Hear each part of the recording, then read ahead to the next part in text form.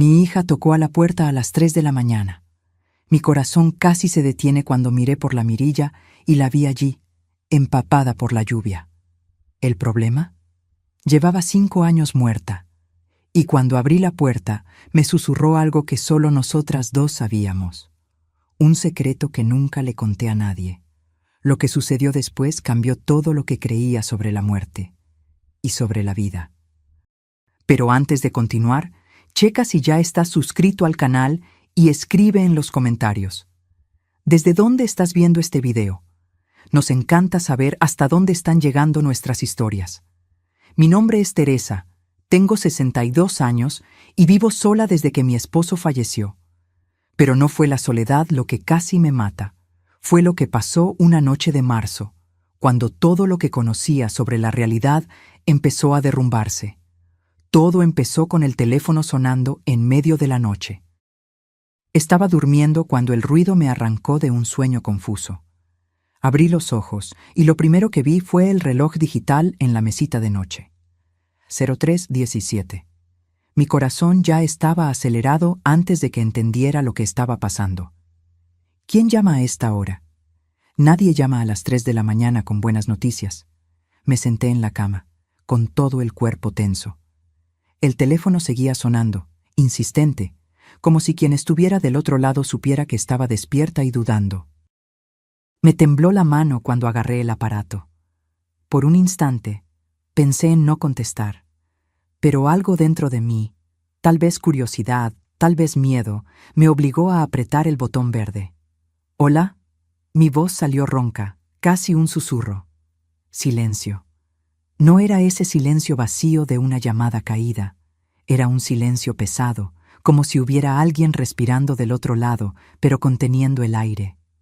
Sentí un escalofrío recorrer mi espalda. ¿Hola? ¿Quién habla? Y entonces escuché. Una voz de mujer, baja, distante, como si viniera de muy lejos. Mamá. Se me heló la sangre. Esa voz. Yo conocía esa voz. Mamá, tengo frío. El teléfono se me cayó de la mano y golpeó el suelo. Me quedé paralizada en la cama, temblando de pies a cabeza. No podía ser. No era posible. Esa voz era de Sofía, mi hija, mi Sophie. Pero Sofía llevaba muerta 5 años. Tenía solo 28 años cuando sufrió el accidente. Un accidente de coche en una noche lluviosa, volviendo del trabajo. Dijeron que fue instantáneo, que no sufrió. Pero yo sí sufrí. Todos los días durante los últimos 5 años, sufrí. Y ahora, en medio de la noche, esa voz... Recogí el teléfono del suelo con manos temblorosas. La llamada se había cortado. Me quedé sentada allí, en la oscuridad de mi habitación, tratando de procesar lo que había sucedido. Mi mente racional intentaba encontrar explicaciones. Estaba soñando. Era una broma de mal gusto. Me estaba volviendo loca de tanta soledad. Pero en el fondo de mi corazón, lo sabía. Esa era la voz de mi hija. Me levanté de la cama. Mis piernas temblaban. Me puse la bata y fui a la cocina. Necesitaba agua. Necesitaba calmar mis nervios. La casa estaba sumergida en una oscuridad sofocante. Solo la luz tenue del poste de la calle entraba por las rendijas de las cortinas, creando sombras extrañas en las paredes. Mientras bebía agua, apoyada en el fregadero, intentaba convencerme de que había sido solo una pesadilla muy real. Ya había soñado con Sofía antes, muchas veces. A veces me despertaba llorando, aún sintiendo el olor de su perfume, aún escuchando su risa. Pero aquello había sido diferente. El teléfono había sonado de verdad. Yo había contestado de verdad. Fue entonces cuando escuché el ruido. Un crujido suave, como si alguien estuviera pisando la madera vieja del pasillo. Me congelé, con el vaso aún en la mano. La casa estaba completamente en silencio, excepto por el zumbido distante del refrigerador. Esperé, conteniendo la respiración. Nada. Estaba a punto de convencerme de que lo había imaginado cuando volví a escuchar. Pasos, lentos, cautelosos. Venían del pasillo que conducía a la puerta principal. Mi corazón se disparó. Puse el vaso en el fregadero con cuidado, tratando de no hacer ruido. Mi mente corría. ¿Había entrado algún ladrón? Pero estaba segura de haber cerrado todas las puertas con llave antes de dormir. Siempre lo hacía, religiosamente, desde que me quedé sola. Los pasos se detuvieron. Todo quedó en silencio de nuevo, y entonces escuché la voz. Mamá. Venía de la sala. La misma voz baja, distante, la voz de Sofía. Mis piernas se movieron solas. Caminé por el pasillo oscuro, con el corazón latiendo tan fuerte que podía escucharlo en mis oídos. La puerta de la sala estaba entreabierta. Una luz tenue, azulada, venía de dentro. Empujé la puerta lentamente. La sala estaba vacía, pero el televisor estaba encendido. No con algún canal, solo esa pantalla azul de sin señal, iluminando la habitación con su luz fantasmal. Estaba segura, absolutamente segura, de haber apagado el televisor antes de dormir. Me acerqué despacio, como si el televisor fuera a explotar en cualquier momento. Fue cuando noté. En la pantalla empañada, reflejado en la luz azul, había algo escrito. No, no escrito. Dibujado. Como si alguien hubiera pasado el dedo en el polvo de la pantalla. Un corazón. El mismo corazón simple que Sofía dibujaba en todo cuando era niña. En tarjetas de cumpleaños, en notas, incluso en los márgenes de los cuadernos de la escuela. Siempre el mismo corazón torpe, un poco chueco del lado derecho. Mis piernas flaquearon. Me agarré al brazo del sillón para no caerme. ¿Sophie? Mi voz salió tan baja que apenas pude escucharme. El televisor se apagó solo. La sala se sumergió en la oscuridad. Y entonces escuché los golpes en la puerta. Toc, toc, toc. 3 golpes suaves, rítmicos. El mismo ritmo que Sofía usaba cuando llegaba tarde a casa y no quería asustarme. Siempre tocaba así, 3 veces, pausado, para que yo supiera que era ella. Me giré lentamente hacia la puerta principal. Todo mi cuerpo temblaba. Una parte de mí quería correr a la habitación y cerrar la puerta con llave, pero otra parte, una parte más grande y más fuerte, quería abrir esa puerta. Necesitaba abrir. Caminé hasta allí como si estuviera en trance. Mi mano alcanzó la perilla, helada al tacto. Respiré hondo. Giré la llave. Abrí la puerta. El pasillo del edificio estaba vacío y oscuro. Las luces automáticas ni siquiera se habían encendido. Solo el silencio y las sombras me miraban. Pero en el suelo, justo enfrente de la puerta, había algo. Un pañuelo. Un pañuelo de seda azul con pequeñas flores blancas. Yo conocía ese pañuelo. Se lo había regalado a Sofía en su último cumpleaños. Ella lo llevaba puesto el día del accidente. Recogí el pañuelo con manos temblorosas. Estaba mojado, como si hubiera estado bajo la lluvia, pero no estaba lloviendo. Presioné la tela contra mi rostro y sentí el perfume. El perfume de Sofía todavía estaba allí, débil pero inconfundible. Fue cuando me desplomé. Caí de rodillas allí mismo, en el umbral de la puerta, sosteniendo ese pañuelo y llorando. Llorando por todo lo que había perdido, por todos los años de dolor, y ahora por esta crueldad imposible de algo, o alguien, haciéndome creer que ella estaba de vuelta. No sé cuánto tiempo estuve allí. Cuando finalmente logré levantarme y cerrar la puerta, el cielo ya comenzaba a clarear. Volví a la habitación, pero ya no pude dormir. Me quedé sentada en la cama, sosteniendo el pañuelo, tratando de entender lo que estaba pasando. La luz del día trajo un poco de cordura de vuelta. En la claridad de la mañana, todo parecía menos aterrador, más explicable. Tal vez había tenido un episodio. Tal vez era el estrés, la soledad, el duelo no resuelto. Había leído sobre eso. Personas que sufren pérdidas traumáticas a veces tienen alucinaciones vívidas. Pero el pañuelo estaba allí, real y tangible en mis manos. Decidí no contárselo a nadie. ¿Quién me creería? Mi hermana ya pensaba que estaba demasiado deprimida, siempre sugiriéndome terapia. Si le contaba que estaba escuchando la voz de Sofía y encontrando sus pertenencias apareciendo misteriosamente, me internaría sin pensarlo 2 veces. Intenté seguir mi rutina. Tomé café, vi las noticias, fingí que todo era normal, pero mis ojos siempre volvían al pañuelo, dejado sobre la mesita de la sala. Prueba de que no lo había imaginado todo. Por la tarde decidí hacer algo que no hacía en años: abrir el cuarto de Sofía. Después de que murió, cerré ese cuarto con llave y tiré la llave en un cajón. No podía entrar allí, ver sus cosas, sentir su ausencia de forma tan concreta. Era más fácil fingir que el cuarto no existía. Pero ahora, después de lo que había pasado, necesitaba entrar. La llave estaba donde la había dejado, en el fondo del cajón de la cocina, debajo de pilas de cuentas antiguas y recibos. La agarré y fui hasta la puerta cerrada al final del pasillo. Me tembló la mano al encajar la llave en la cerradura. Por un momento dudé. ¿Sería capaz de lidiar con esto? Giré la llave y abrí la puerta. El olor me golpeó primero. Ese perfume característico de ella, mezclado con moho y aire estancado. El cuarto estaba exactamente como ella lo había dejado. La cama aún deshecha del último día que durmió allí. Ropa tirada en la silla. Libros apilados en la mesita de noche.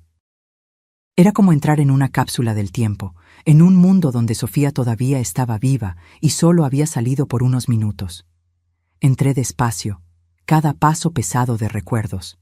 En la pared, fotos de ella en varios momentos de su vida. Sofía niña, con uniforme escolar. Sofía adolescente, haciendo muecas a la cámara. Sofía adulta, graduada, hermosa y radiante. Me senté en su cama y dejé correr las lágrimas. Había evitado ese lugar durante tanto tiempo, pero ahora parecía necesario. Como si necesitara estar allí para entender lo que estaba pasando. Fue cuando noté algo extraño. Su escritorio, generalmente cubierto de papeles y bolígrafos, estaba limpio. No, no solo limpio. Había algo sobre él, un cuaderno. Un cuaderno que yo nunca había visto antes, con tapa negra y sin ninguna marca. Me acerqué y agarré el cuaderno. Era nuevo. Las páginas aún tenían ese olor a papel fresco. Abrí en la primera página y mi corazón casi se detiene. Estaba escrito, con la letra de Sofía, para mi mamá. Lee cuando estés lista.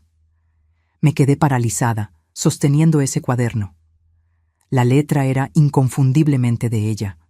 Esa caligrafía que yo conocía tan bien, con las S siempre un poco chuecas y los puntos sobre las I transformados en pequeños círculos. ¿Pero cómo? Este cuaderno no estaba aquí antes. Estaba segura. ¿O sí?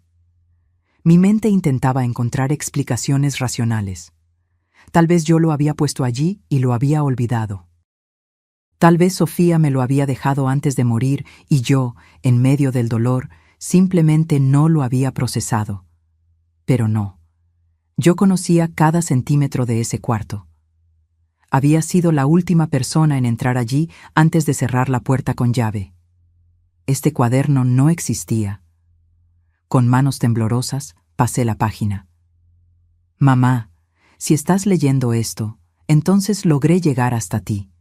Sé que estás confundida, asustada. Lo entiendo. Pero necesito que me escuches, necesito que sepas la verdad sobre lo que me pasó. Mi estómago se revolvió. Me senté en la silla del escritorio, incapaz de mantenerme de pie. Continué leyendo.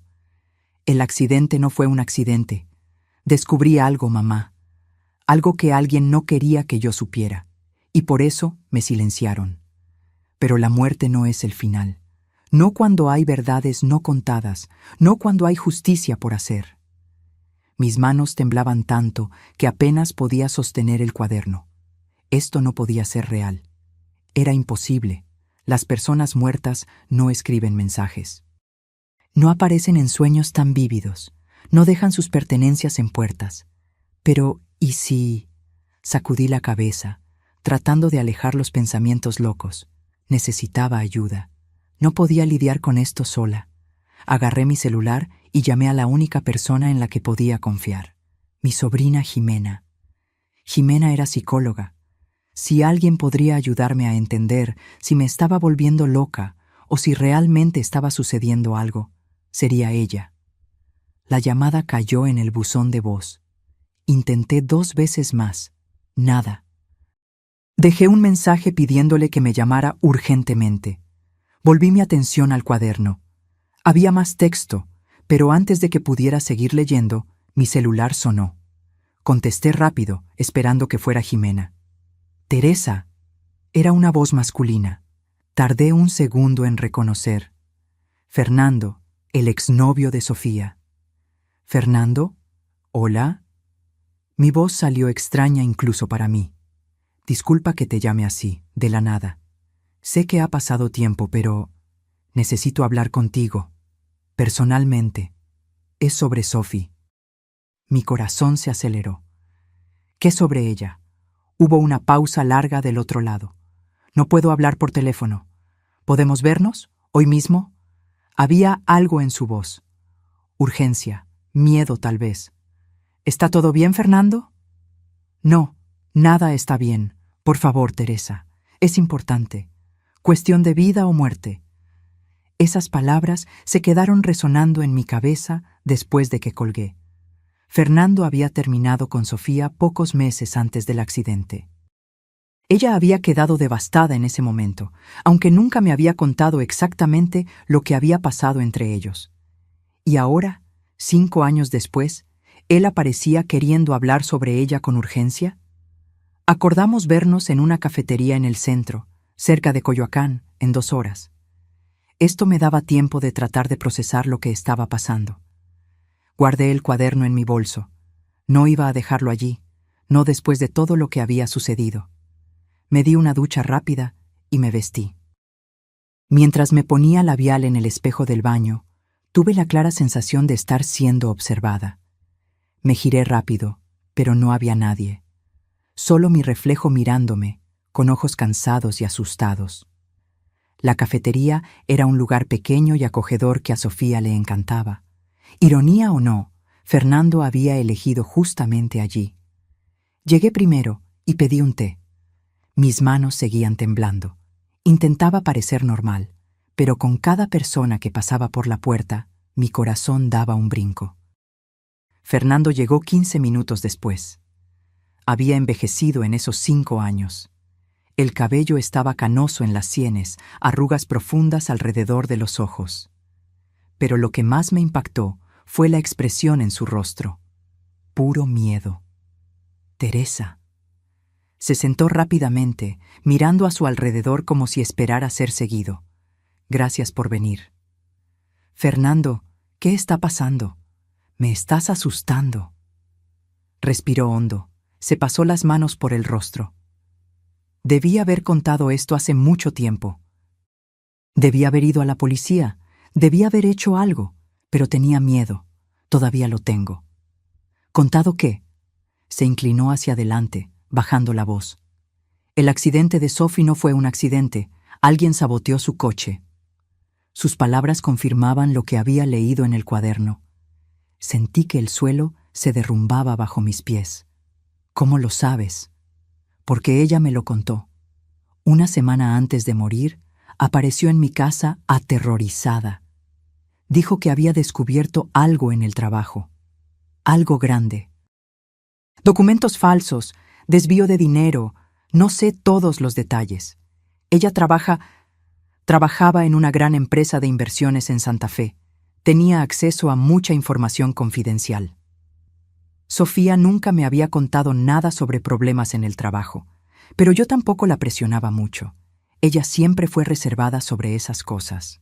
Y luego, presioné.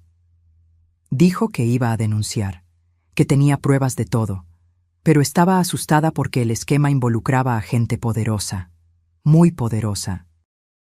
Intenté convencerla de que no hiciera nada, que simplemente saliera de la empresa y lo olvidara. Peleamos feo.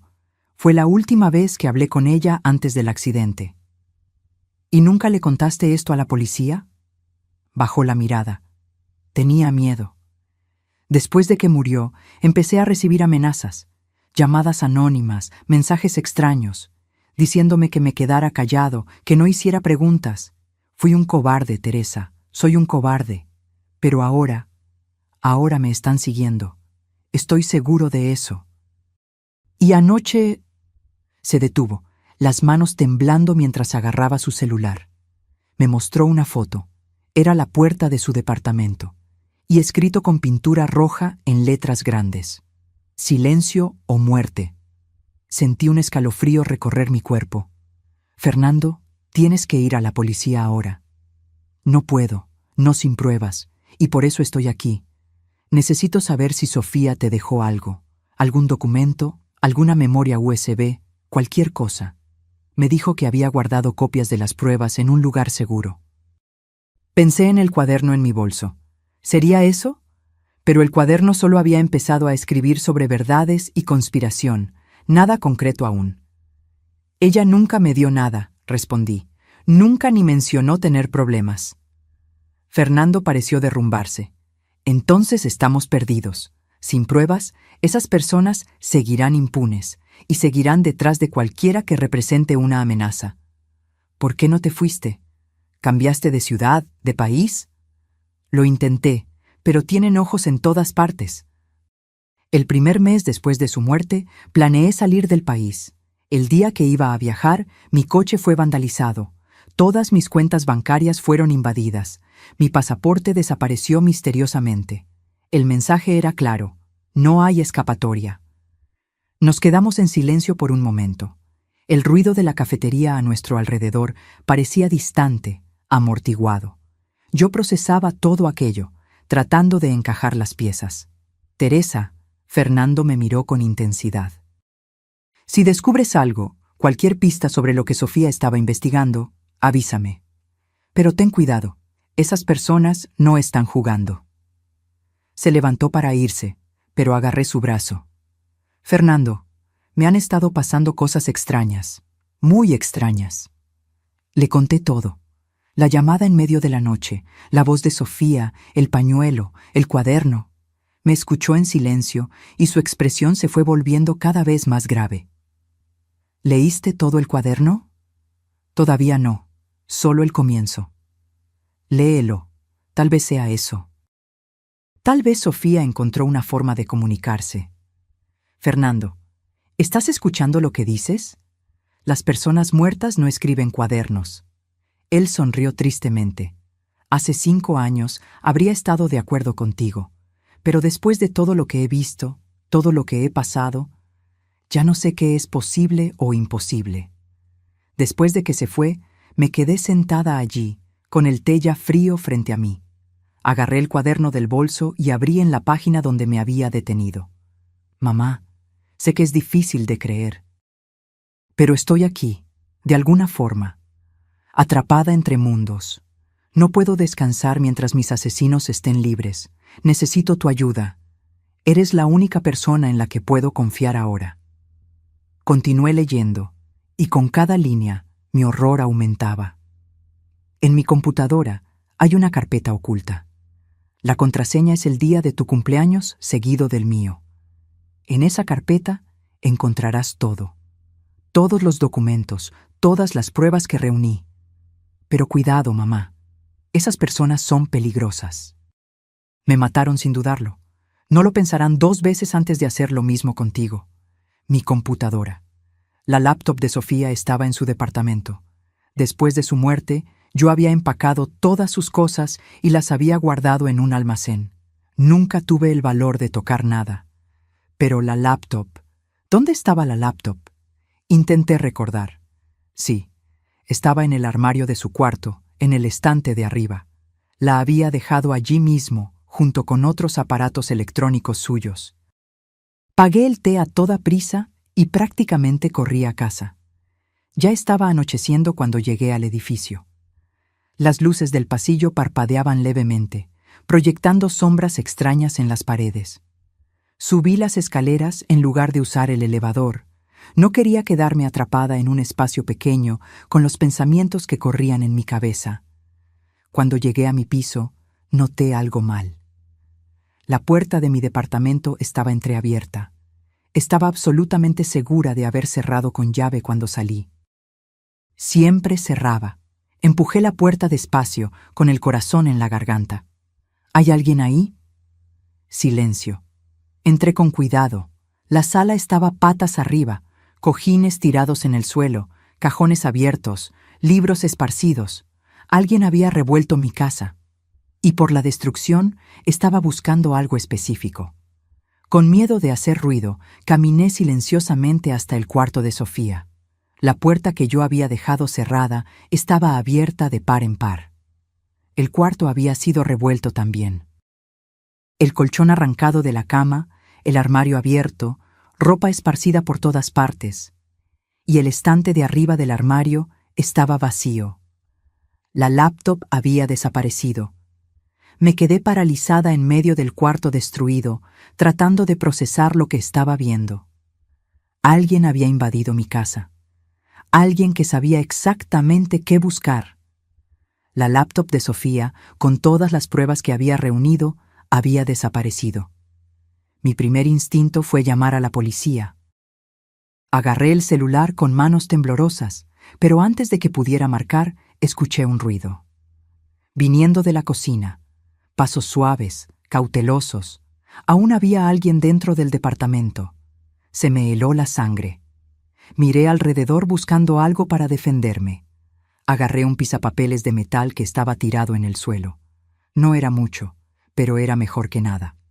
Caminé despacio hacia la cocina, cada paso cuidadosamente silencioso. La puerta de la cocina estaba cerrada. Respiré hondo, agarré el pisapapeles con fuerza y empujé la puerta de golpe. Vacío. Pero la ventana estaba abierta, las cortinas ondeando con el viento. Corrí hasta allí y miré hacia afuera. Era solo el tercer piso, pero no había nadie en la escalera de incendios. Quienquiera que estuviera allí había logrado huir rápido. Cerré la ventana con llave y finalmente llamé a la policía. Mientras esperaba, intenté ver si se había robado algo más.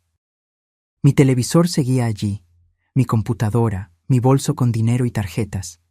Quien había invadido no estaba detrás de un robo común. Querían específicamente la laptop de Sofía. La policía llegó media hora después. 2 agentes aburridos que anotaron todo mecánicamente y me dijeron que tenían pocas posibilidades de recuperar la laptop. Cuando pregunté si podría haber sido algo dirigido, me miraron como si estuviera siendo paranoica. Señora, probablemente fue algún vicioso buscando cosas para vender, dijo uno de ellos. Hemos tenido varios casos así en el vecindario. No valía la pena discutir. No lo entenderían. No sin parecer una loca hablando sobre cuadernos apareciendo de la nada y voces de hijas muertas al teléfono. Después de que se fueron, intenté arreglar un poco el desorden, pero estaba demasiado exhausta, física y emocionalmente. Me senté en el sillón, sosteniendo el cuaderno que, por suerte, todavía estaba en mi bolso. Fue cuando mi celular sonó. Número desconocido. Pensé en no contestar, pero algo me hizo aceptar la llamada. ¿Hola? Respiración pesada del otro lado. Luego, una voz distorsionada, como si pasara por un modificador de voz. Deja de buscar. ¿Quién eres? Eso no importa. Lo que importa es que dejes de hacer preguntas. Olvida el pasado. Acepta que tu hija murió en un accidente y sigue adelante. O terminarás igual que ella. La llamada se cortó antes de que pudiera responder.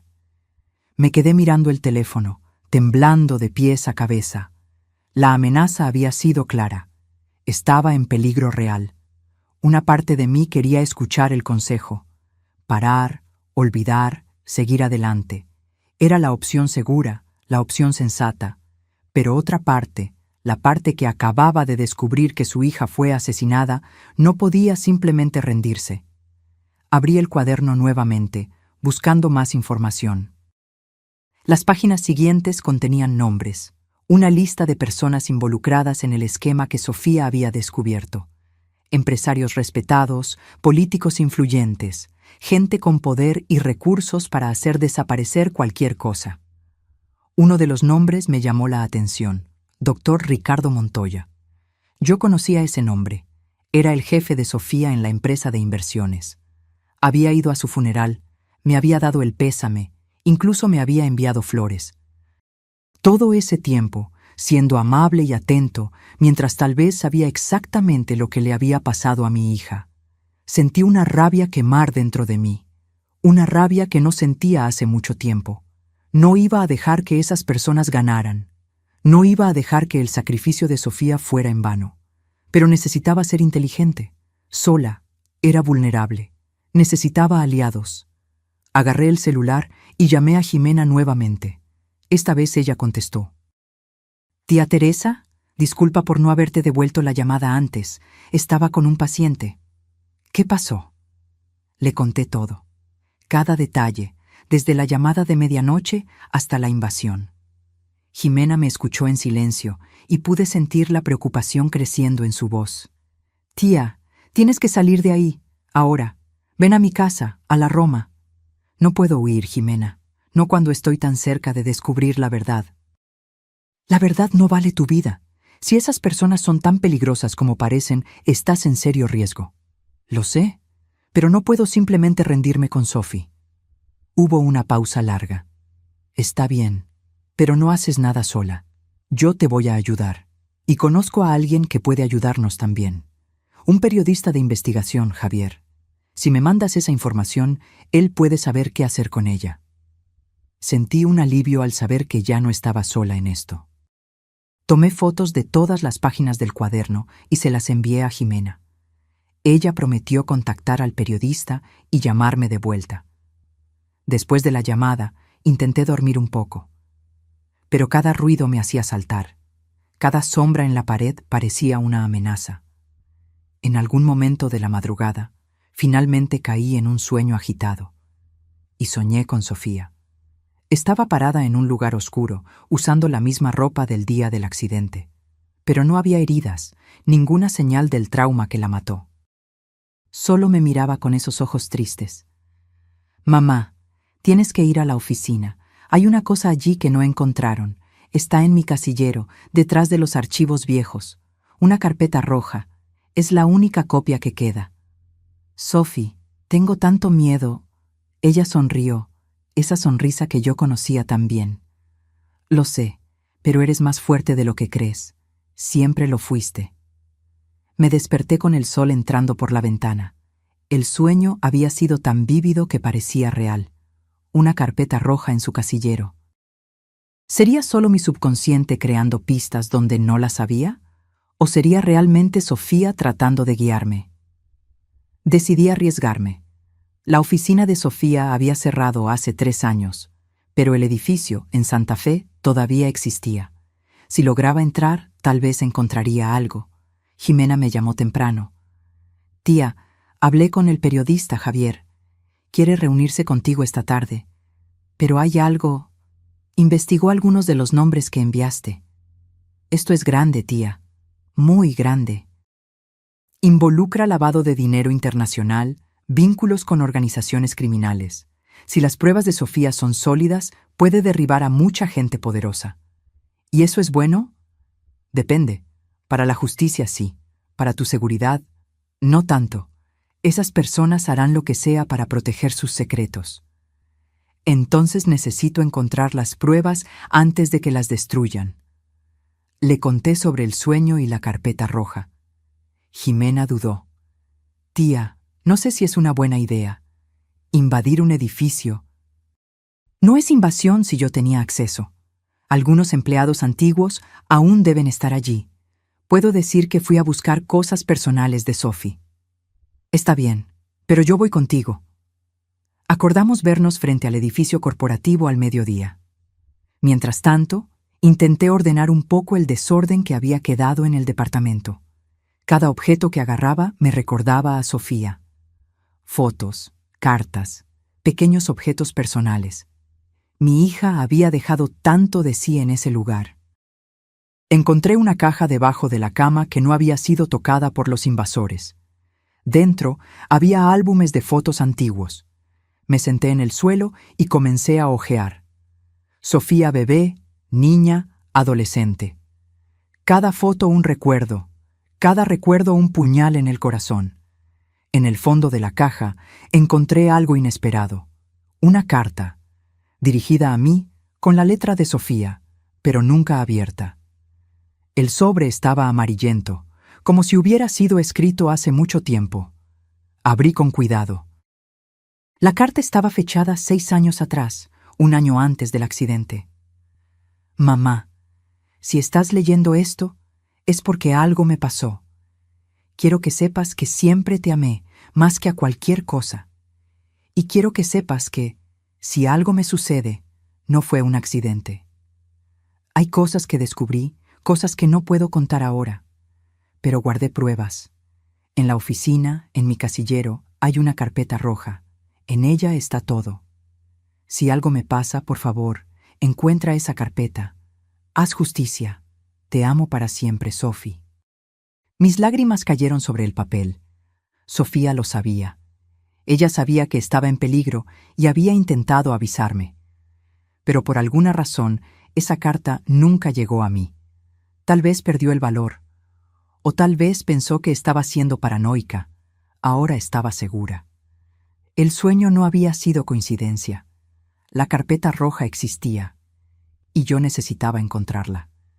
Jimena me esperaba frente al edificio de oficinas donde Sofía había trabajado, en la zona de Santa Fe. El edificio era uno de esos inmensos de vidrio espejado, frío e impersonal. Al mirarlo, imaginé cuántos secretos guardaban esas paredes. «Tía, ¿estás segura de esto?»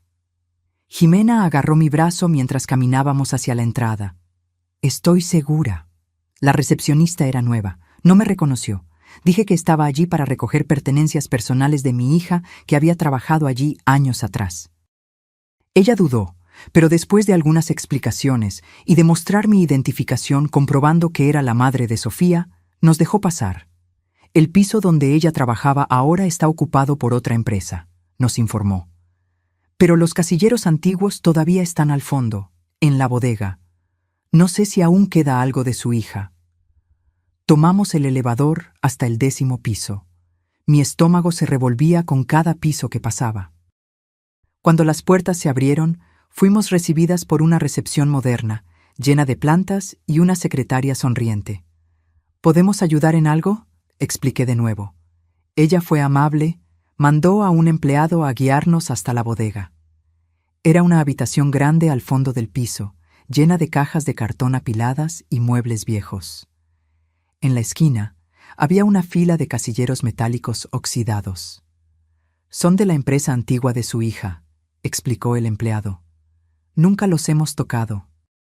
Si quieren buscar, siéntanse libres. Vuelvo en un rato». Tan pronto como se fue, Jimena y yo comenzamos a buscar. Había unos 20 casilleros. La mayoría estaban vacíos o llenos de papeles viejos y material de oficina. «Tía, mira esto». Jimena señaló un casillero en la esquina. Tenía una etiqueta descolorida con el nombre S. Santos, Sofía Santos. Intenté abrir, pero estaba cerrado con llave. No tenía la llave. Miré alrededor buscando algo para forzar la cerradura. Jimena se quitó un pasador del cabello. «Aprendí esto en una película», dijo con una media sonrisa nerviosa. Tomó unos minutos de intentos frustrados, pero finalmente la cerradura cedió. El casillero se abrió con un chirrido. Estaba casi vacío. Algunos bolígrafos viejos, un saco olvidado. Y al fondo, detrás de una pila de carpetas vacías, una carpeta roja. Mi corazón se aceleró. Agarré la carpeta con manos temblorosas y la abrí. Dentro había documentos, muchos documentos. Informes financieros, estados de cuenta bancarios, correos electrónicos impresos, fotos y una memoria USB pegada en la contracubierta. «Es esto», susurré. «Es esto mismo». Jimena miró por encima de mi hombro, con los ojos muy abiertos. «Tía, esto aquí tiene nombres de diputados, empresarios. Dios mío, Sophie descubrió un esquema gigante». Cerré la carpeta rápidamente. «Necesitamos salir de aquí, ahora». Pero cuando nos giramos hacia la puerta, ésta se abrió. 3 hombres entraron. A uno de ellos lo reconocí de las fotos del funeral. Dr. Ricardo Montoya, el antiguo jefe de Sofía. Teresa, dijo con una sonrisa que no le llegaba a los ojos. ¡Qué sorpresa encontrarte aquí! Doctor Montoya. Intenté mantener la voz firme, escondiendo la carpeta detrás de mí. Él notó el movimiento. ¿Buscando algo específico? Solo cosas personales de mi hija. Claro. Dio un paso al frente. Los dos hombres con él, claramente seguridad privada, bloquearon la puerta. Sabes, Teresa, Sofía era una empleada ejemplar, dedicada, inteligente. Una pena lo que pasó. Fue realmente una pena, respondí, sintiendo a Jimena tensa a mi lado. Un accidente tan trágico. Los accidentes pasan, se encogió de hombros, especialmente cuando las personas se meten en cosas que no deberían. ¿Cómo mi hija? Su sonrisa desapareció. Sofía era demasiado curiosa para su propio bien.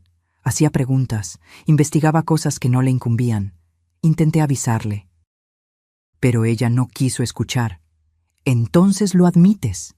Mi voz salió más fuerte de lo que esperaba. Tú la mataste. Él se rió. Yo no maté a nadie, Teresa. Yo simplemente dejé que la naturaleza siguiera su curso. Frenos defectuosos son tan comunes en coches viejos. Sentí a Jimena agarrar mi mano. Estaba aterrorizada. Podía sentirlo. ¿Qué quieres?, pregunté.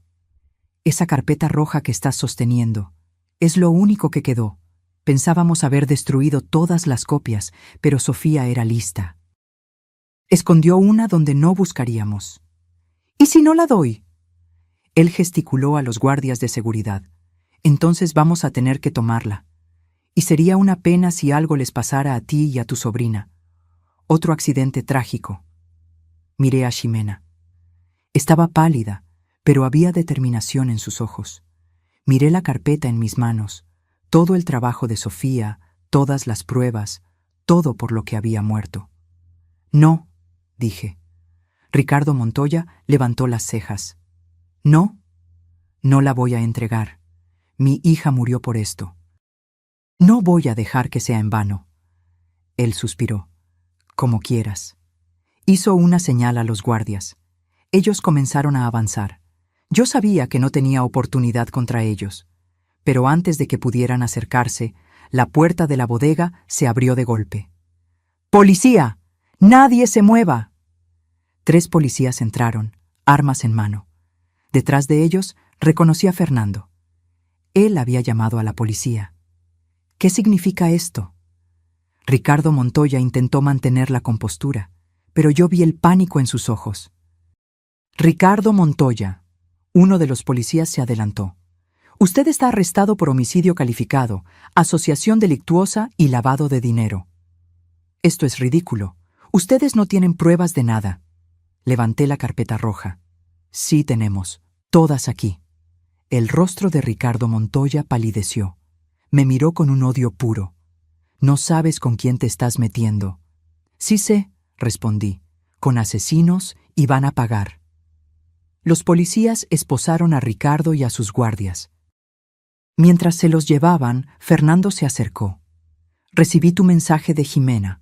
Pensé que era mejor traer refuerzos. Gracias, murmuré, aún temblando por la descarga de adrenalina. En los días siguientes, todo sucedió rápido. El contenido de la carpeta roja era aún más explosivo de lo que imaginábamos. Además de los nombres que ya conocíamos, había evidencia de corrupción en múltiples niveles del gobierno, lavado de dinero internacional y vínculos con el crimen organizado. Sofía había pasado meses reuniendo estas pruebas, documentando cada transacción sospechosa, cada conversación comprometedora. Había sido meticulosa, cuidadosa, y había pagado el precio máximo por su valentía. El periodista, Javier, que Jimena había contactado, hizo una serie de reportajes. La historia estalló en los medios de comunicación de Ciudad de México y más allá. Se hicieron arrestos. Políticos renunciaron. Empresas fueron investigadas. Fue un escándalo nacional. Y durante todo esto, yo cargaba el cuaderno de Sofía conmigo. No había aparecido nada más en él desde aquel primer mensaje, pero yo sentía que ella todavía estaba cerca de alguna forma, observando mientras la justicia finalmente se hacía.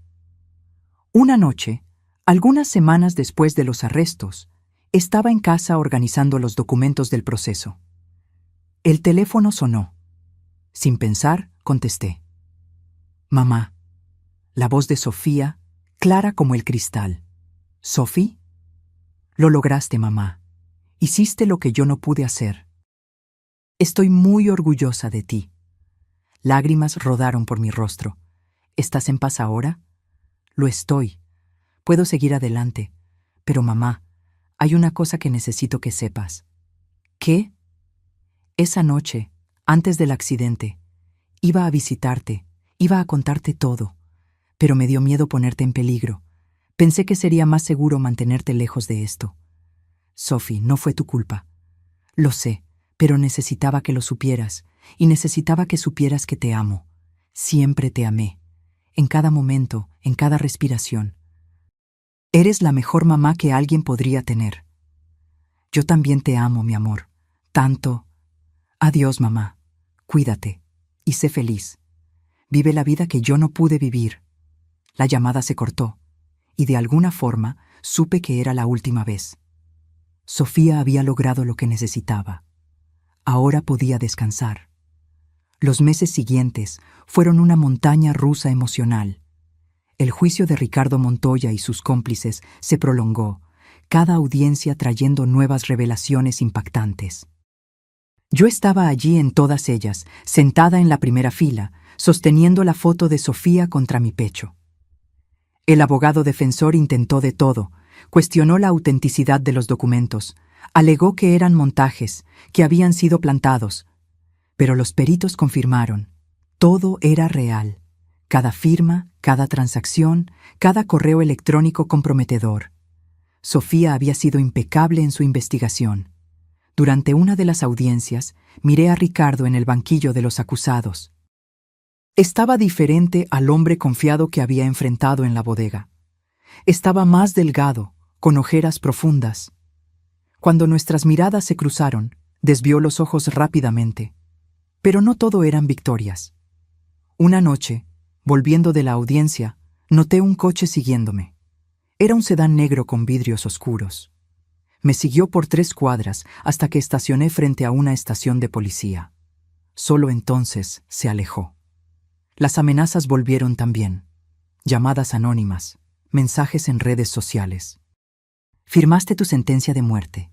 Ni toda la policía del mundo puede protegerte. Te vamos a atrapar cuando menos lo esperes. Jimena insistió en que fuera a vivir con ella temporalmente en su departamento de la colonia Roma. Me negué al principio, pero después de despertarme una noche con mi ventana rota y una piedra en medio de la sala con un billete amenazador, terminé cediendo. Su departamento era pequeño pero acogedor. Tenía un cuarto de huéspedes donde me arregló un espacio. Las primeras noches apenas pude dormir. Cada ruido me hacía saltar. Cada sombra era una amenaza potencial. Tía, tienes que hablar con alguien, me dijo Jimena una mañana, después de encontrarme despierta por 3ª noche consecutiva. Un terapeuta. Todo esto es demasiado traumático para procesarlo sola. Ella tenía razón. Empecé a ir a terapia 2 veces por semana. Al principio fue difícil. Hablar sobre Sofía, sobre el descubrimiento de que había sido asesinada, sobre las amenazas, sobre el miedo constante. Pero poco a poco comenzó a ayudar.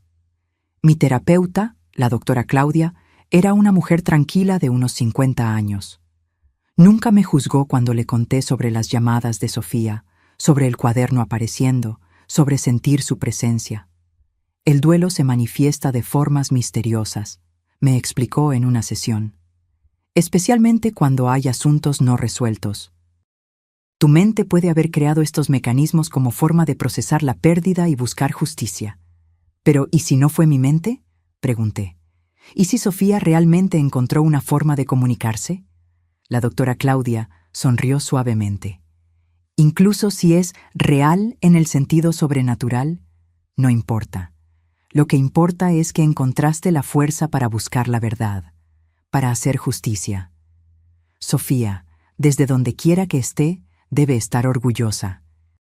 Mientras el juicio continuaba, el periodista, Javier, mantenía la historia viva en los medios. Era un hombre de unos 40 años, cabello canoso, siempre con una carpeta llena de papeles y una grabadora en el bolsillo. Nos reuníamos regularmente para que me mantuviera al tanto de los desarrollos de la investigación. Otros nombres estaban siendo investigados, otros hilos se estaban tirando. El esquema descubierto por Sofía era aún mayor de lo que imaginábamos. «Teresa», me dijo en uno de nuestros encuentros, «tu hija era una heroína. Lo sabes, ¿verdad?» Sonreí tristemente. Era mi hija, mi niña valiente que siempre quiso cambiar el mundo. Y lo cambió. Gracias a ella, decenas de personas corruptas están siendo responsabilizadas. Millones de pesos desviados están siendo recuperados. Las leyes están cambiando. Era reconfortante saber que la muerte de Sofía no había sido en vano, pero nada la traería de vuelta. Nada llenaría el vacío que su ausencia dejó.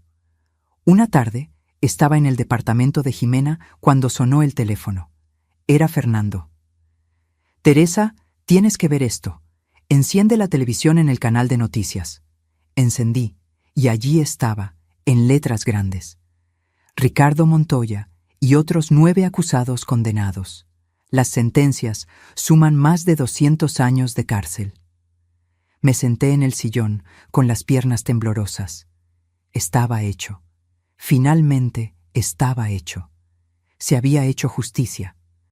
Jimena llegó del trabajo y me encontró llorando en el sillón, aún viendo las noticias.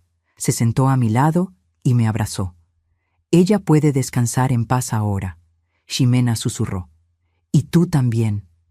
Pero había algo que todavía me molestaba. Un nombre en la lista de Sofía que nunca había sido mencionado en el juicio. Un nombre que yo reconocía pero no lograba recordar de dónde. Patricio Cárdenas. Busqué en los documentos de los que tenía copias. Patricio Cárdenas aparecía en varios correos electrónicos, siempre de forma periférica. Nunca directamente involucrado, pero siempre cerca, como una sombra. Le pregunté a Javier sobre él en nuestra próxima reunión. «Ah, Cárdenas», frunció el ceño. «Ese es complicado. Es un empresario muy bien conectado, abogado de profesión. Mucha gente poderosa lo tiene como asesor. Pero es escurridizo como una anguila. Nunca pudimos obtener pruebas concretas contra él». ¿Pero estaba involucrado? Probablemente, pero ¿sabes cómo es? Los peces gordos siempre tienen capas de protección, testaferros, cuentas offshore, empresas fantasma. Incluso con todo lo que Sofía descubrió, él logró mantenerse limpio. Esto me molestó. La idea de que alguien involucrado en el asesinato de mi hija todavía estaba libre, viviendo su vida normalmente. Comencé a investigar sobre Patricio Cárdenas por mi cuenta. Las noches en que no podía dormir, me quedaba en la computadora buscando información. Era sorprendente cuánto se podía descubrir con algo de persistencia y conocimientos básicos de Internet. Cárdenas era realmente bien conectado. Fotos de él en eventos sociales de alto nivel en Ciudad de México. Casado, 2 hijas. Una vida aparentemente perfecta, pero había grietas si sabías dónde buscar. Empresas que habían quebrado misteriosamente después de procesos que él condujo. Personas que habían desaparecido después de amenazar con exponer esquemas en los que él estaba involucrado. Estaba tan absorta en la investigación que no noté a Jimena parada en la puerta del cuarto. «Tía, ¿qué estás haciendo?», salté, cerrando la laptop rápidamente. «Nada, solo, investigando». Ella entró y se sentó en la cama a mi lado. «Tía, tienes que parar. El juicio terminó. Los culpables están en la cárcel. Tienes que seguir adelante».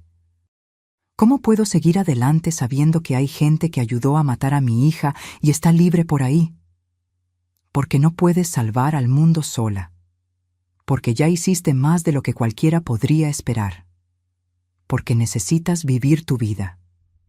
Sabía que ella tenía razón, pero algo dentro de mí no podía dejarlo pasar. Esa noche tuve una pesadilla. Estaba conduciendo en una carretera oscura. De repente, los frenos fallaban. Intentaba detener el coche, pero solo aceleraba. Delante de mí veía a Sofía parada en medio de la carretera. Ella no se movía, solo me miraba. Intenté gritar, avisar, pero ningún sonido salía. El coche iba directo hacia ella y... Me desperté sudando, con el corazón acelerado. Me tomó unos segundos recordar dónde estaba. Departamento de Jimena, segura. Sofía había muerto hacía 5 años. Era solo una pesadilla, pero se sentía tan real. Me levanté y fui a tomar agua a la cocina. Eran las 3 de la mañana. La ciudad afuera estaba en silencio. Miré por la ventana hacia las calles vacías abajo. Fue entonces cuando vi un coche estacionado al otro lado de la calle, sedán negro, motor apagado, pero había alguien dentro. Podía ver el brillo de un cigarro encendido. Mi estómago se revolvió. Estaba siendo vigilada. Desperté a Jimena. Ella también vio el coche. Llamamos a la policía. Cuando la patrulla llegó, 15 minutos después, el sedán ya se había ido.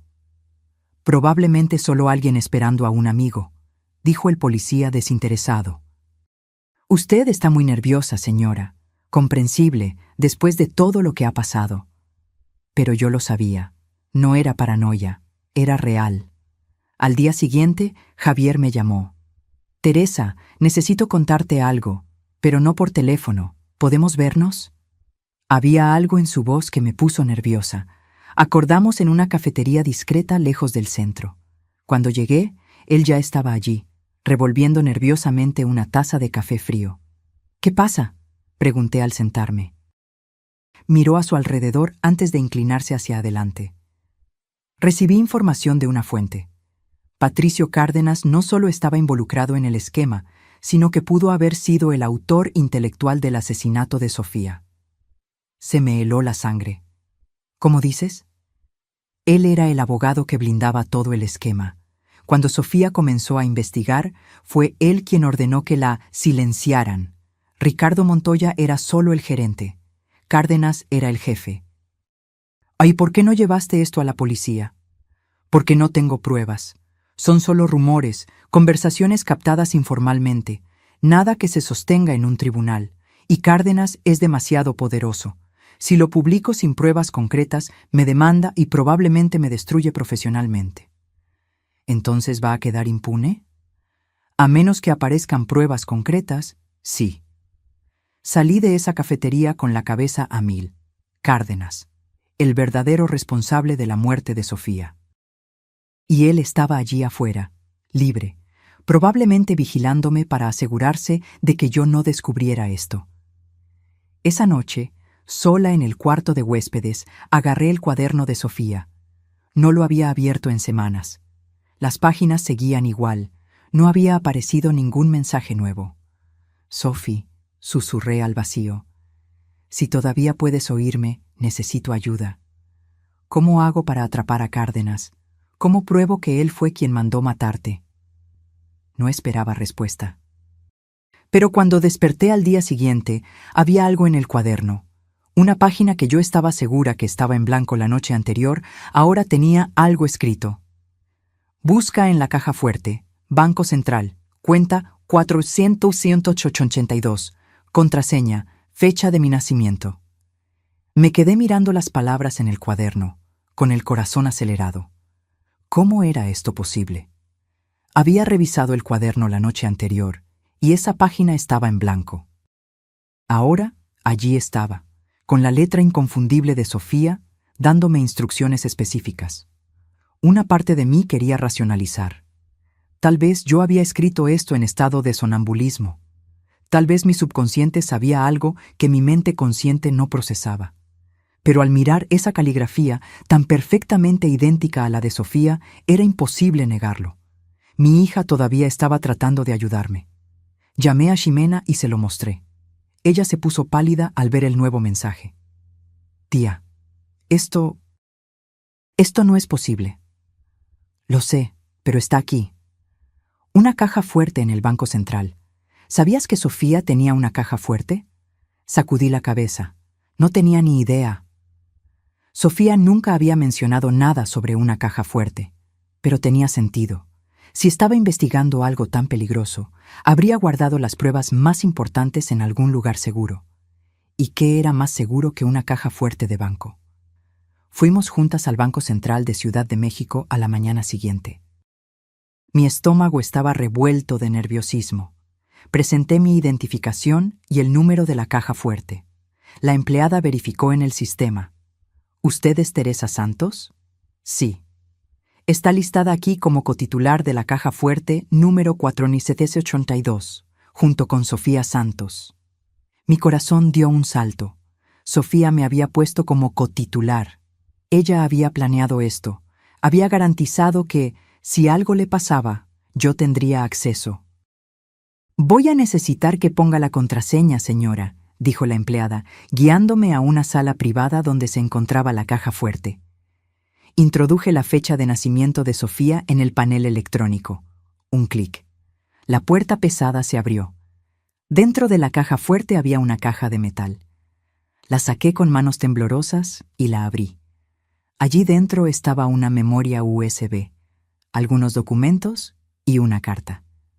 Abrí la carta primero. Estaba dirigida a mí. Mamá, si estás leyendo esto, significa que mis sospechas eran correctas y algo me pasó.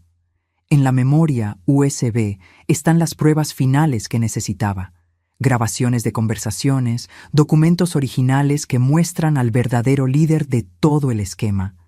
No pude llevar esto a la policía todavía porque necesitaba algunas piezas más. Pero ahora tienes todo. Úsalo con cuidado. Estas personas son peligrosas, pero sé que eres lo suficientemente fuerte para hacer lo correcto. Te amo eternamente, Sophie. Ximena leyó la carta por encima de mi hombro. Tía, esto es... ¡Guau! Volvimos a su departamento con la caja. Conectamos la memoria USB a la computadora. Había docenas de archivos, audios, videos, PDFs escaneados. Comenzamos por los audios. Eran conversaciones telefónicas, aparentemente grabadas secretamente, y en varias de ellas, una voz que yo no reconocía daba órdenes. Necesitamos deshacernos de ella. Sofía Santos está cavando demasiado hondo. ¿Cómo quiere que lo resolvamos? No quiero saber cómo. Solo hagan que parezca un accidente, y no dejen rastros. Se me heló la sangre al escuchar aquello. Era la prueba, la orden directa de asesinar a mi hija. Necesito saber quién es esa voz, dije temblando.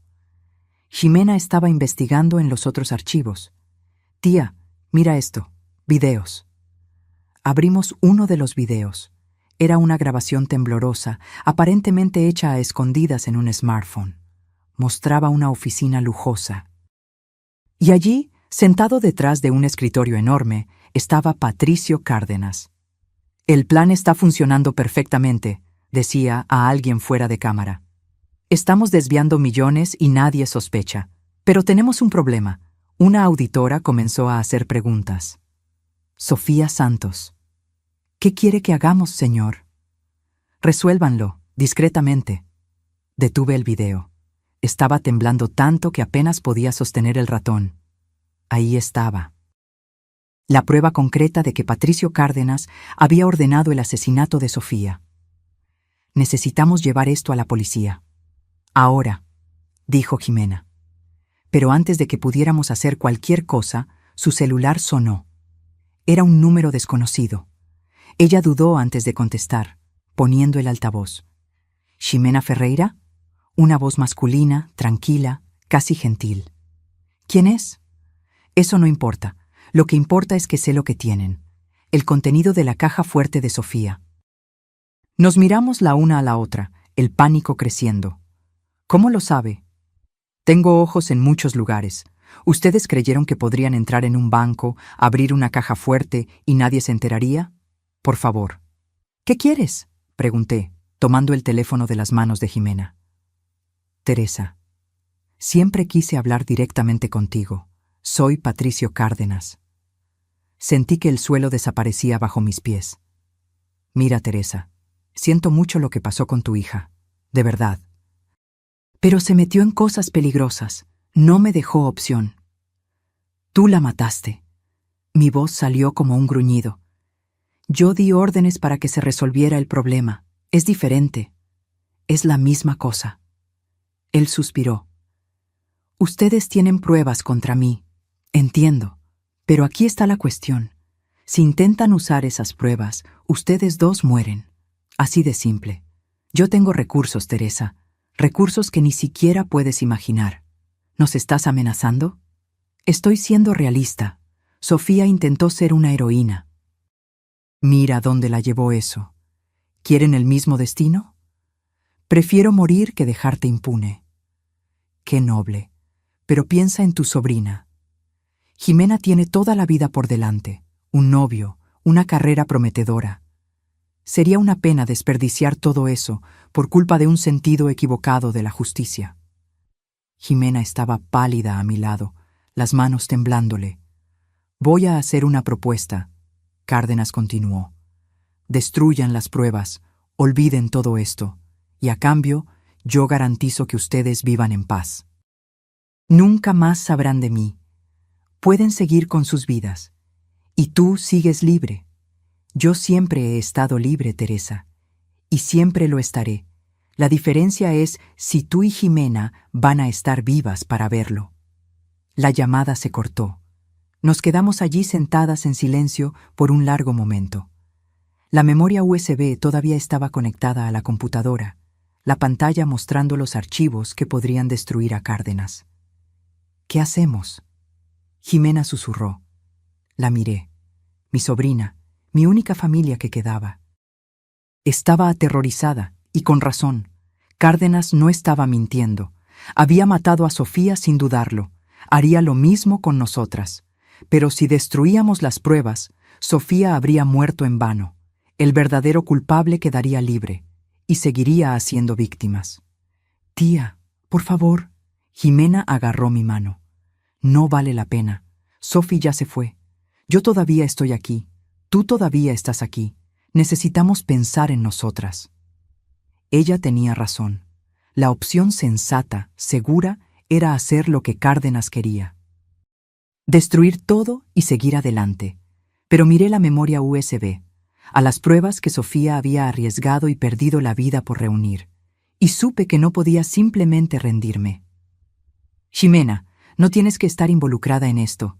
Vuelve a tu casa, a tu vida. Yo voy a hacer esto sola. No, no te voy a dejar. Esto puede matarte. Entonces moriremos juntas. Pero no vamos a dejar que ese monstruo gane. Miré a mi sobrina con lágrimas en los ojos. Era tan valiente, tan parecida a Sofía en ese momento. Está bien, pero vamos a hacerlo de la manera correcta, con protección. Llamamos a Javier, el periodista. Le contamos todo, le enviamos copias de todos los archivos. Él se quedó en silencio por un largo tiempo después de ver las pruebas. Esto lo va a destruir, completamente. Pero amenazó con matarnos si lo publicamos. Entonces, necesitamos protección policial.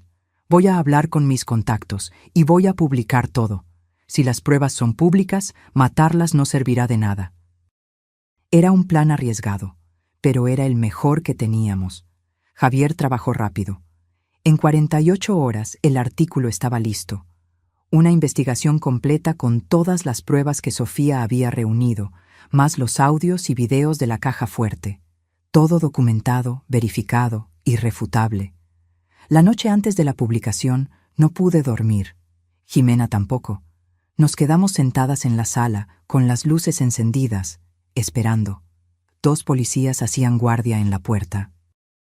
Seguridad que Javier había logrado conseguir. A las 6 de la mañana el artículo salió al aire. A las 6:05 mi teléfono comenzó a sonar sin parar.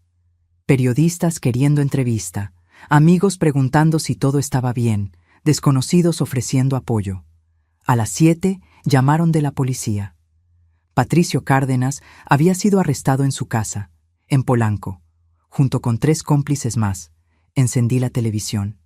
Allí estaba, en todas las cadenas de noticias. Arrestado el abogado Patricio Cárdenas. Nuevas pruebas revelan papel central en esquema de corrupción y homicidio. Me desplomé en el sillón, llorando. Estaba hecho. Finalmente, verdaderamente hecho. Jimena me abrazó. Sophie está en paz ahora. Asentí sin poder hablar. Esa noche, abrí el cuaderno de Sofía una vez más. Había un último mensaje, escrito en una letra que parecía estar desapareciendo. Gracias, mamá. Ahora puedo irme. Te amo para siempre. Sé feliz. Y entonces, mientras yo miraba, las letras comenzaron a desaparecer, una por una, borrándose como si nunca hubieran existido, hasta que la página quedó completamente en blanco. Sentí una presencia a mi lado. No era aterradora o fría, era cálida, familiar. Y entonces escuché, no con mis oídos, sino con mi corazón, la voz de Sofía. Adiós, mamá. Adiós, mi amor. Susurré al vacío. Descansa ahora. Y por primera vez en 5 años sentí que ella realmente estaba en paz. Los meses siguientes al segundo juicio fueron un borrón de audiencias, testimonios y atención mediática. Pero esta vez era diferente. Ya no había miedo, ya no había amenazas. Patricio Cárdenas y sus cómplices estaban en la cárcel y las pruebas contra ellos eran incuestionables. Su juicio fue aún más mediático que el de Ricardo Montoya.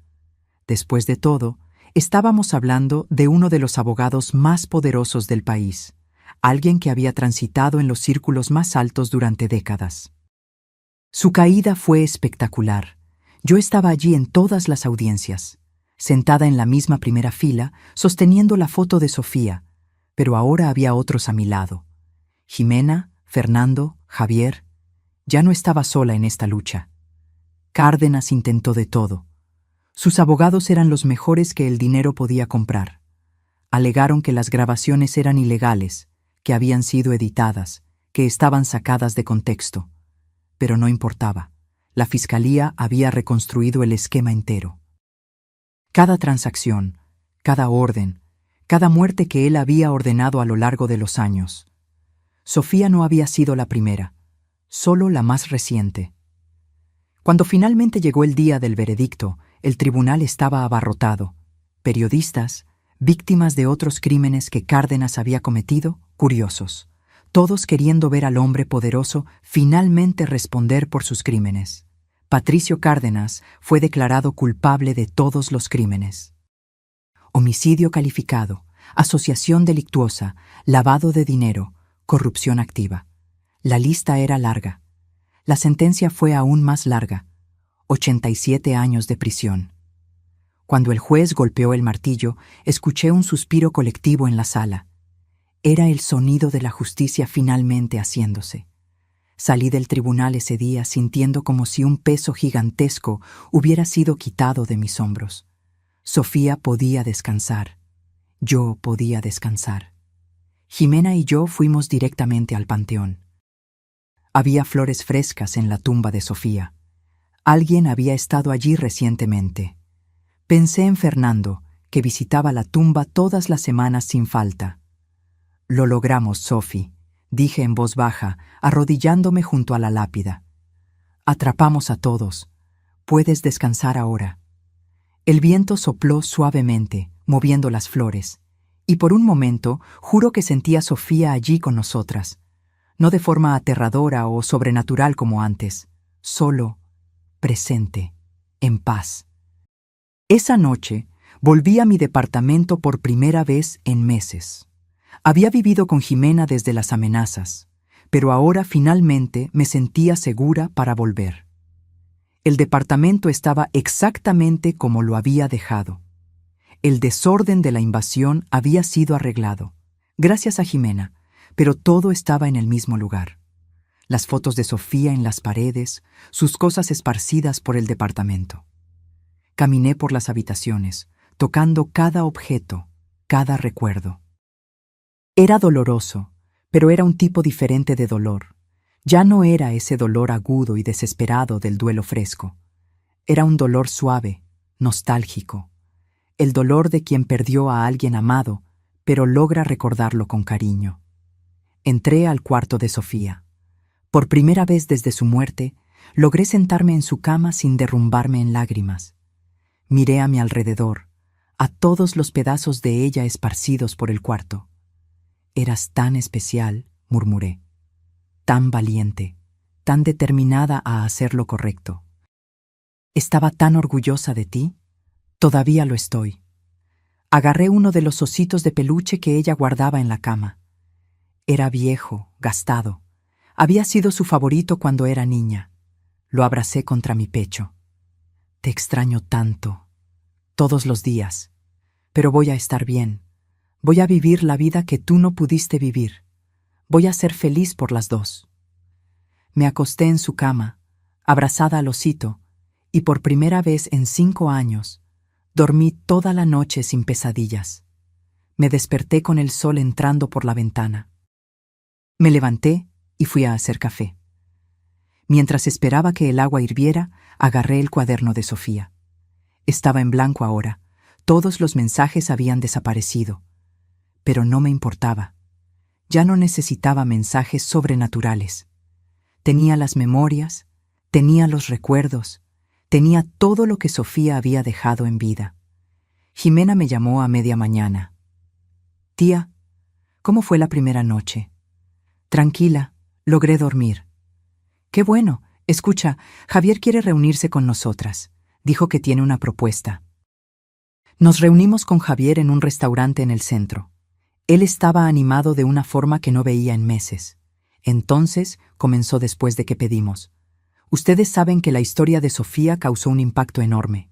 No solo por los arrestos, sino por su valentía. Mucha gente se inspiró». «Es una sensación buena saber que su muerte no fue en vano», respondí. «Más que eso, ella cambió cosas. Se están proponiendo nuevas leyes para la protección de denunciantes. Las empresas están revisando sus políticas, y muchas otras personas que tenían miedo de denunciar esquemas de corrupción ahora están dando el paso. Sofía estaría feliz de saber eso. Y es por eso que quiero hacer un libro, contando la historia completa, no solo el esquema y el juicio, sino el viaje de ustedes, la lucha de una madre por la justicia, el legado de una heroína». Miré a Jimena. Ella sonrió animadamente. «No sé, Javier, es muy personal». «Lo sé, y no lo haré sin tu permiso. Pero piénsalo, ¿cuántas otras personas están pasando por lo mismo? Perdieron a alguien en circunstancias sospechosas, sospechan de algo, pero no saben por dónde empezar. Tu historia puede ayudar, puede inspirar, puede salvar vidas». Pensé en ello. La idea de exponer mi dolor, mi viaje, al mundo entero era aterradora. Pero si podía ayudar a otras personas, si podía mantener vivo el legado de Sofía... «Está bien», dije finalmente. «Pero quiero estar involucrada en el proceso. No quiero que la historia de Sofía sea distorsionada o sensacionalizada». «Claro, tendrás control editorial completo». Pasamos los meses siguientes trabajando en el libro. Javier me entrevistó por horas, preguntando sobre Sofía, sobre mí, sobre cada detalle de la investigación. Era doloroso a veces revisitar todo aquello, pero también era catártico. Jimena contribuyó también, compartiendo su perspectiva. Fernando dio una entrevista emocionante sobre su relación con Sofía y su arrepentimiento por no haber sido más valiente cuando ella estaba viva. El libro fue lanzado 1 año y medio después de la condena de Cárdenas. Se llamó La voz del silencio. Cómo una hija muerta trajo justicia del más allá. La respuesta superó cualquier expectativa. El libro se convirtió en un bestseller en pocas semanas en México. Recibí cientos de mensajes de personas que habían sido tocadas por la historia. Algunas compartiendo sus propias experiencias con la pérdida y la búsqueda de justicia. Otras simplemente agradeciendo por haber tenido el valor de no rendirme. Comencé a dar conferencias. En universidades, en eventos corporativos, en encuentros de víctimas de crímenes. Hablaba sobre Sofía, sobre la valentía, sobre nunca rendirse ante la verdad incluso cuando todo parece perdido. Y en cada conferencia sentía que estaba manteniendo viva a Sofía. No solo su memoria, sino sus valores, sus convicciones, su valentía. 2 años después del lanzamiento del libro, recibí una carta. Era de una mujer en Guadalajara que había leído la historia. Ella trabajaba en una empresa donde sospechaba de irregularidades graves. Tenía miedo de denunciar, miedo de las consecuencias. Pero después de leer sobre Sofía, encontró valor. Denunció. Y gracias a eso, se descubrió un esquema de decenas de millones y los responsables fueron arrestados. Tu hija me inspiró a hacer lo correcto, escribió. Y sé que hay riesgo, pero como dijiste en tu conferencia, algunos principios valen más que nuestra propia seguridad. Gracias por compartir su historia. Lloré al leer esa carta. Sofía estaba salvando personas incluso después de muerta. Su legado seguía creciendo. Jimena comenzó a trabajar en una ONG que apoyaba a denunciantes y protegía testigos en casos de corrupción. Estaba inspirada directamente por la historia de Sofía. Fernando se convirtió en un activista, luchando por mejores protecciones legales para quienes denuncian crímenes corporativos. Todos nosotros, cada uno a su manera, manteníamos encendida la llama de Sofía. 3 años después del juicio final, decidí hacer algo que venía posponiendo. Doné toda la ropa de Sofía, sus libros, sus pertenencias. Ya no los necesitaba para recordarla. Ella estaba viva en mi corazón, en las historias que contaba, en el bien que aún hacía en el mundo. Pero guardé algunas cosas. El osito de peluche, algunas fotos, el cuaderno, ahora permanentemente en blanco, pero aún precioso. Y esa noche, sentada en la sala de mi departamento, sentí una paz que no sentía hace años. Sofía estaba en paz. Yo estaba en paz. El viaje había sido largo, doloroso, aterrador, pero valió la pena. Cada lágrima, cada noche sin dormir, cada momento de miedo. Todo valió la pena. Porque al final se hizo justicia. La verdad prevaleció. Y el amor entre madre e hija demostró ser más fuerte incluso que la muerte. Los años pasaron suaves después de eso. No es que el dolor de la pérdida hubiera desaparecido completamente, nunca desaparece cuando pierdes a un hijo. Pero aprendí a llevar ese dolor de una forma diferente, ya no como un peso abrumador, sino como un recuerdo constante de cuánto amor compartimos. Mi departamento cambió a lo largo de los años. Hice una pequeña remodelación, pinté las paredes, compré muebles nuevos. Pero mantuve una habitación exactamente como estaba. El cuarto de Sofía. Se convirtió en un tipo de santuario, no en un sentido mórbido, sino como un lugar para recordar. Amigos y familia que visitaban siempre pasaban por allí, miraban las fotos, compartían recuerdos. Jimena se casó. Fue una ceremonia pequeña pero hermosa. Llevó un ramo con la foto de Sofía atada a las flores. Para que mi prima esté aquí conmigo, explicó con lágrimas en los ojos. Lloré durante toda la ceremonia, lágrimas de felicidad mezcladas con tristeza. Sofía debería haber estado allí, pero de alguna forma yo sabía que lo estaba. Continué con las conferencias. Viajé por todo México contando la historia, y en cada ciudad encontraba personas con sus propias historias de pérdida, de lucha, de búsqueda de justicia. Muchas veces me quedaba horas después de las conferencias solo conversando, escuchando, apoyando. Una mujer en particular me marcó. Ella había perdido a su hijo en circunstancias sospechosas 5 años antes en Monterrey. La policía había archivado el caso como suicidio, pero ella sabía que no era verdad. Después de escucharme hablar, decidió reabrir la investigación. 1 año después, me llamó llorando. Habían descubierto que su hijo había sido asesinado por un compañero de trabajo. El asesino fue condenado. Me diste esperanza cuando ya no tenía ninguna, me dijo. Gracias. Pero no todo era mirar hacia atrás. Poco a poco fui reaprendiendo a vivir en el presente, a hacer planes para el futuro. Volví a pintar. Era un hobby que había abandonado hace décadas. Compré pinturas, lienzos, pinceles. Al principio, pintaba solo a Sofía. retratos de ella en varias edades, paisajes que amaba, escenas de recuerdos que compartíamos. Pero eventualmente comencé a pintar otras cosas. Naturalezas muertas, abstractos, paisajes. Era terapéutico, liberador. Hice nuevas amistades también. En el grupo de apoyo a enlutados que comencé a frecuentar, conocí a otras madres y padres que habían perdido hijos. Nos reuníamos semanalmente, compartíamos nuestros dolores, nuestras alegrías, nos apoyábamos. Ellos entendían de una forma que nadie más podía. Una de esas amigas, Carmen, se volvió especialmente cercana. Ella había perdido a su hija en un accidente de tráfico hacía 8 años.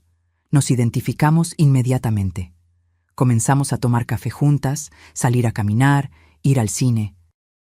Era reconfortante tener a alguien que entendía el dolor sin necesidad de explicaciones. 5 años después del juicio final, hubo un evento especial. El gobierno estaba inaugurando una nueva ley de protección a denunciantes y le habían dado el nombre de Sofía, Ley Sofía Santos de protección a los denunciantes de crímenes corporativos. Fui invitada a la ceremonia en el Palacio Nacional de la Ciudad de México. Jimena, Fernando y Javier fueron conmigo. Fue surreal ver el nombre de mi hija grabado en bronce en una placa, saber que su legado estaba literalmente cambiando el país. Durante mi discurso en la ceremonia, casi no pude terminar. Miraba esa placa, a todas esas personas importantes allí reunidas por la valentía de mi hija, y las lágrimas simplemente no paraban. Sofía no quería ser heroína, logré decir. Ella solo quería hacer lo correcto, y pagó el precio máximo por eso. Pero su muerte no fue en vano. Cada persona que esta ley proteja, cada denuncia que conduzca a la justicia, cada esquema que sea desmantelado, todo eso es su legado, y yo no podría estar más orgullosa. Después de la ceremonia, varias personas me buscaron. Denunciantes que habían sido protegidos por la nueva ley, fiscales que habían usado la ley para construir casos, periodistas que habían investigado corrupción con las nuevas protecciones. Todos querían agradecer, compartir cómo Sofía había impactado sus vidas. Volví a casa de ese evento sintiendo una gratitud inmensa. Sofía estaba muerta, sí, pero estaba más viva que nunca en las vidas que tocaba, en los cambios que catalizaba. 7 años después de su muerte, finalmente logré visitar el lugar del accidente. Lo había evitado durante todo ese tiempo, no podía enfrentarlo. Pero ahora, sintiéndome más fuerte, más sanada, decidí ir. Era una carretera común, nada especial. Pero allí, en esa curva donde el coche de Sofía había salido de la pista, yo finalmente logré visualizar sus últimos momentos. Y en lugar de dolor paralizante, sentí una paz extraña. Puse flores en el lugar. Me quedé allí por un largo tiempo, solo observando el movimiento de los coches, sintiendo el viento, escuchando los pájaros. «Hiciste la diferencia, Sophie», susurré. «Tu vida importó, tu muerte importó, y yo voy a seguir haciendo que importe». Cuando volví a casa ese día, encontré una sorpresa. Mi editor me había llamado. El libro estaba siendo adaptado para una película. Una gran productora había comprado los derechos. Querían contar la historia de Sofía al mundo entero. Estaba dividida al principio. La idea de actores interpretando mi dolor, mi viaje, era perturbadora. Pero Jimena me convenció. Piensa en cuántas personas más conocerán la historia. Cuántas vidas más pueden ser tocadas, cambiadas. Sophie se lo merece. Participé activamente en la producción. Conocí a la actriz que me interpretaría, una mujer talentosa que se tomó el papel muy en serio. Me entrevistó por horas para capturar mi esencia. La actriz que interpretaba a Sofía era aún más dedicada, viendo todos los videos que yo tenía de mi hija, estudiando sus modales, su voz. La película se estrenó 3 años después. Fui a la premier con Jimena, Fernando, Carmen y varios otros amigos. Fue devastador verla. Ver la muerte de Sofía reescenificada, ver mi viaje de dolor y descubrimiento en la pantalla grande. Lloré durante toda la película, pero cuando las luces se encendieron y el cine entero se puso de pie en aplausos, supe que había valido la pena. La historia estaba siendo contada. El legado de Sofía estaba siendo esparcido. La película fue un éxito. Ganó premios, fue nominada al Oscar. Pero más importante, inició conversaciones. Sobre corrupción, sobre protección de denunciantes, sobre la valentía de hacer lo correcto incluso cuando cuesta todo. 10 años después de la muerte de Sofía, me desperté una mañana con una sensación extraña. No era dolor, no era tristeza, era aceptación, paz verdadera. Miré la foto de ella en la mesita de noche, mi niña hermosa, congelada para siempre a los 28 años, y sonreí. «Buenos días, mi amor», dije en voz baja. «Gracias, por todo, por haber sido mi hija, por haberme enseñado sobre la valentía, por seguir guiándome incluso después de partir». Me levanté y fui a hacer café. Mientras esperaba, abrí el cuaderno por primera vez en años. Todavía en blanco, como estaba desde aquel último mensaje. Pero esta vez agarré un bolígrafo y comencé a escribir. «Querida Sofía, ya son 10 años. 10 años desde que te perdí. 10 años desde que comencé este viaje. Y hoy, finalmente, puedo decir, estoy bien. No superé tu pérdida. Nunca la superaré. Pero aprendí a vivir con ella.